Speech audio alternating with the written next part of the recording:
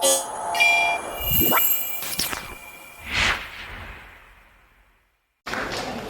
morning, ladies and gentlemen. I'm going to talk about how to rewire your brain to overcome your fears. Fear is a very natural human thing. All of us have some kind of fears. Some fears which we are aware of, and some fears which are unknown. There's no person on this planet who can claim that he doesn't have any kind of fears. Only the magnitude or the feeling could differ. If you broadly look at what kind of fears surround us, one is the fear of rejection, getting rejected in an interview or also on a date. The kind of infinity complex which all of us have sometimes tells us that I'm not good, or the other person is very good, or there are many experts and I will not make it. Then there's something called fear of failure. What if my business idea fails? What if a career decision goes wrong? I will waste so many years. And the fear of society. And you look at the fear of change. All of us get into a comfort zone, and once we have to move out of it, there's always an inherent fear. The fear of a new role, new place, new company. So basically, where does fear come from? Fear generates from our brain. Our brain has various parts looking at various functions, like vision, motor skills, sound, touch. There's an almond-like structures called amygdala. Amygdala is the seat of fear. So whenever there's fire in front of us, and our brain stops us to walk into the fire, that's where amygdala is at play. Amygdala tells us that there's something dangerous there. And when a situation like that arises, our amygdala sends signal to our adrenal glands, which are just above our kidneys, which releases stress hormones like cortisol and adrenaline. Now the question will be, scientifically, can we take care of it? So yes, science has a terminology called neuroplasticity. Neuro means brain and plasticity means flexibility, which means our brain has capacity to be flexible if we feed in the right experience and the learning to it. So yes, we can rewire our brains. And all of us have done that. Let me give you an example here. Look at any kind of adventure sports, bungee jumping or paragliding, or even look at swimming. At first, you want to do it, but still you are apprehensive about it. While you want to go into a swim, you think the water is too cold. But gradually, you put your toe in, then the feet, and eventually you are inside the water not wanting to come out. That's where you have rewired your brain. That's natural. So what happens? Your pituitary gland and hypothalamus releases various hormones. If you are very happy, your oxytocin goes up. If you have an achievement coming your way, your dopamine goes up. So it's all a play of these hormones which is at the play. So basically, let me share with you my rewiring story. I was an introvert child. I never remember reciting a nursery rhyme or singing a song in front of relatives like most of the parents want their kids to do. I remember an instance when I was 9-year-old and I was forced to participate in a fancy dress competition. And I had a small dialogue to deliver. I remember walking on the stage like this and looking at the large audiences and the lights on my face. I got petrified and I immediately ran out of the stage. Obviously, times moved ahead. I passed out of my school in 1995 and happened to join Xavier's Kolkata in class 11. I was amazed to look at the vibrancy, the festivals, the extracurricular activities, and started participating in it. The mind thought that let me participate in most of them. And obviously, alongside, an opportunity came to stand for the class representative elections, the CR elections, as you call them in the college. So I thought it's a level playing field. Most of the people are new. Let me also try my hands. By the time I had made 6-7 friends. And the deciding factor at that point of time was a speech, which every candidate was supposed to go out and give a speech to the class. I did miserable. I lost the elections with just 8 votes, including mine, those 7 friends, and probably that was the least in the history of XaviersCollegeKolkata someone could get. And I became a laughing stock. I couldn't take that. I bunked my school for a few days, not able to understand what should I do, what would people say. But eventually, the mind rewired, and then I thought that it's not me who's lost. There are 8 other people also who lost. Maybe not that miserably. But again, let's go back and get into the mainstream again. So I came back and started working on things, working with seniors, understanding the nuances of organizing stuff, participating in various festivals and getting more and more exposure. Time flew, all of us graduated and got into the first year of college. And obviously, students across the city came in, and it was a vast, enormous size of the BCom batch. And again, the opportunity of standing for the CR elections came. Basically, when the elections came, I won with flying colors. First year, did so because I put in good amount of effort, experiences. And the second year I won again. The third year I won uncontested. No one stood against me. So obviously those same people who mocked me and laughed at me, they said, now you can stand for the General Secretary elections for the Students' Union. So I also thought so, yes, why not? Nothing's wrong. Because I learned that there's nothing, no downside to failing. You'll at least learn something new. So I said, let me try that.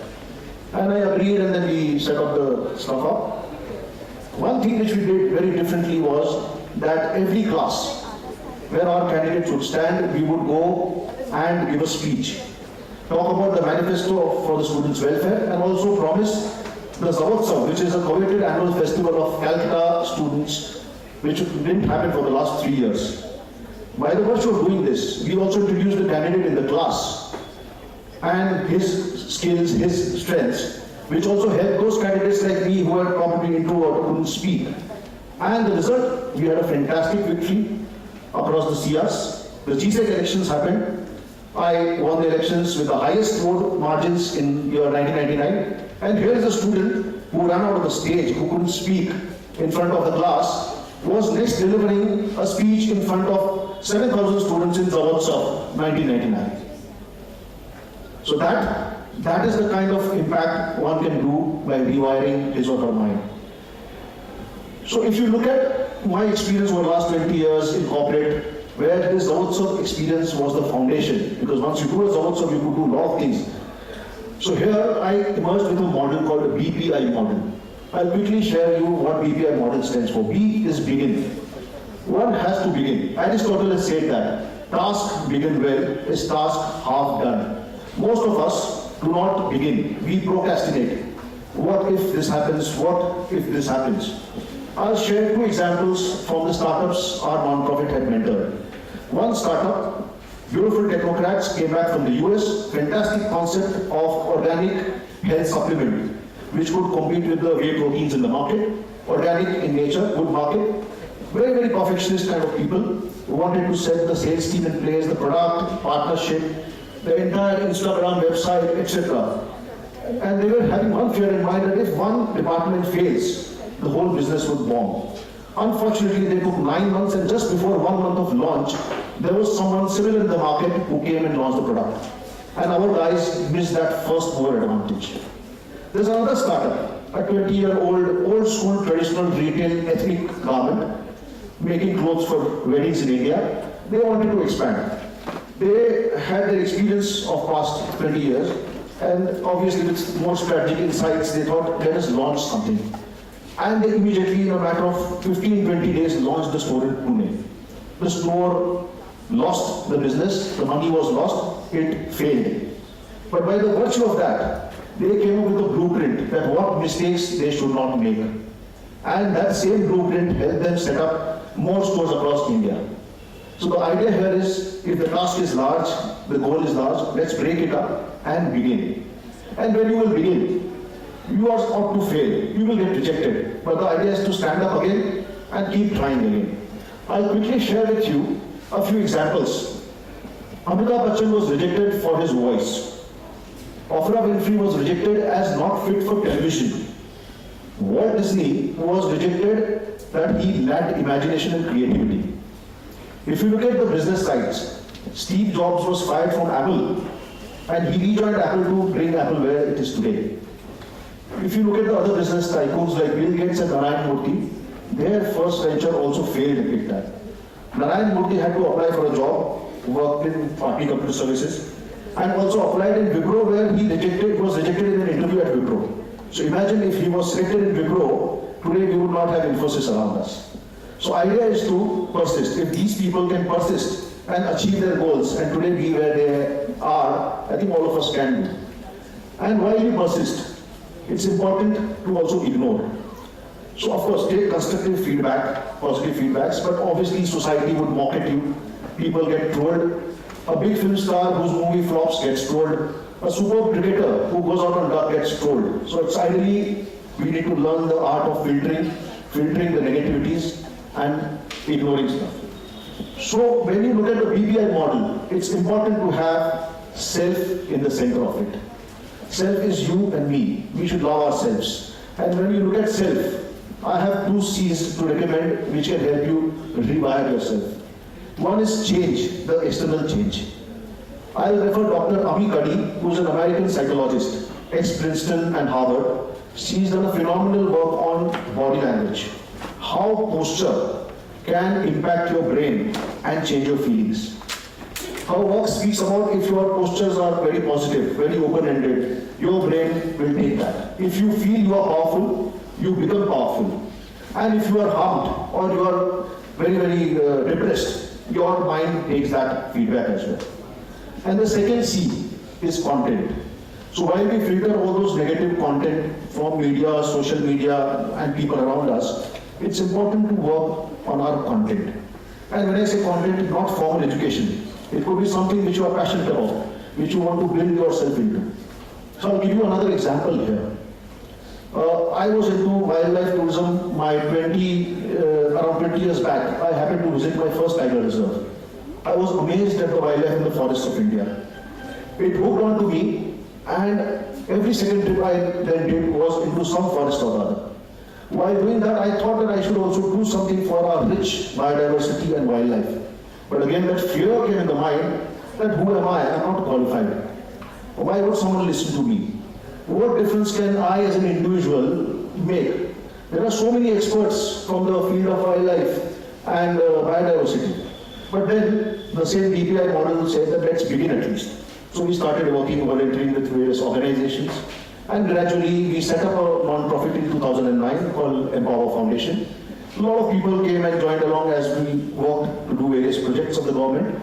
And when I look back 14 years today, we have been credited for conserving the Asiatic lions from being translocated forcefully into Puno.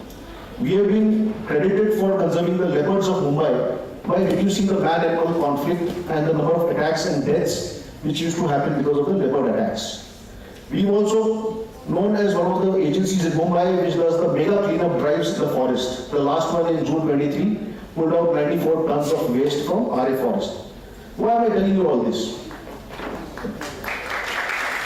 I'm telling you all this because I'm not a zoologist, I'm not a biologist.